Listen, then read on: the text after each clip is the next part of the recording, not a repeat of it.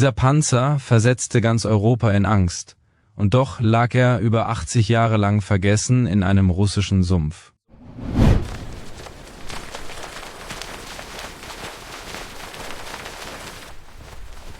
Wir haben ihn gefunden! Unglaublich, es ist wirklich ein Tiger. Ja, und er ist in einem Stück. Melde das sofort.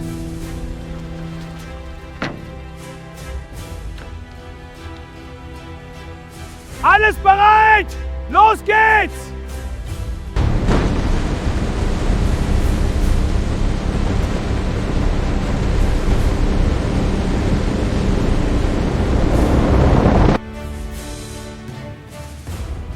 Hier sind die größten Schäden. Notier das.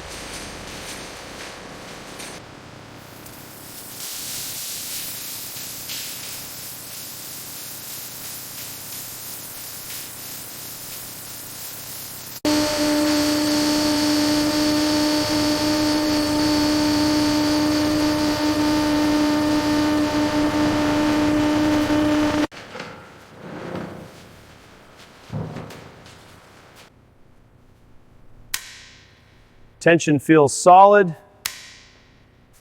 Links are secure. Hallo zusammen, für diejenigen, die mich noch nicht kennen, ich bin Lukas. Jetzt werde ich euch die Geschichte des Tiger I erzählen, wenn ihr erlaubt.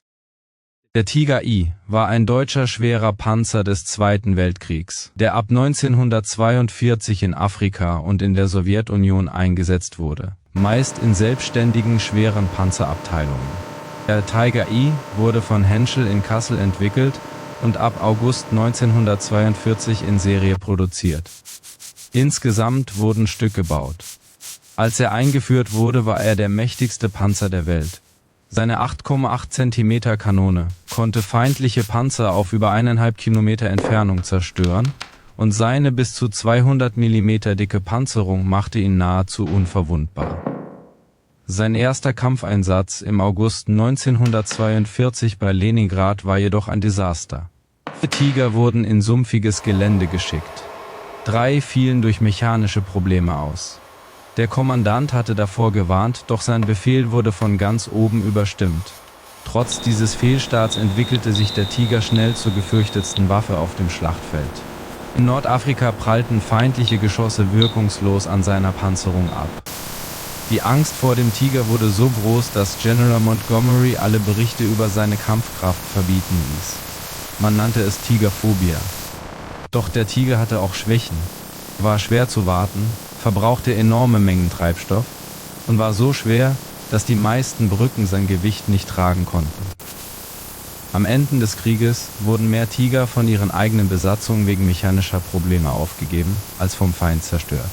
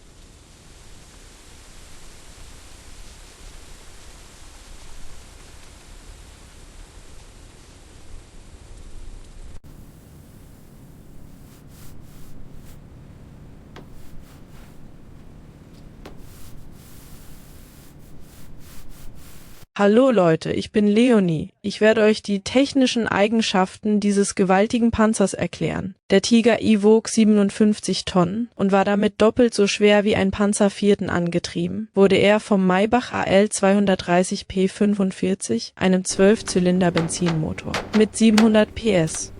Damit erreichte er auf der Straße bis zu 45 Stundenkilometer, verbrauchte aber fast 500 Liter auf 100 Kilometer. Seine Hauptwaffe war die 8,8 Zentimeter KWK 36, ursprünglich eine Flugabwehrkanone, die feindliche Panzer auf über 2000 Meter Entfernung durchschlagen konnte.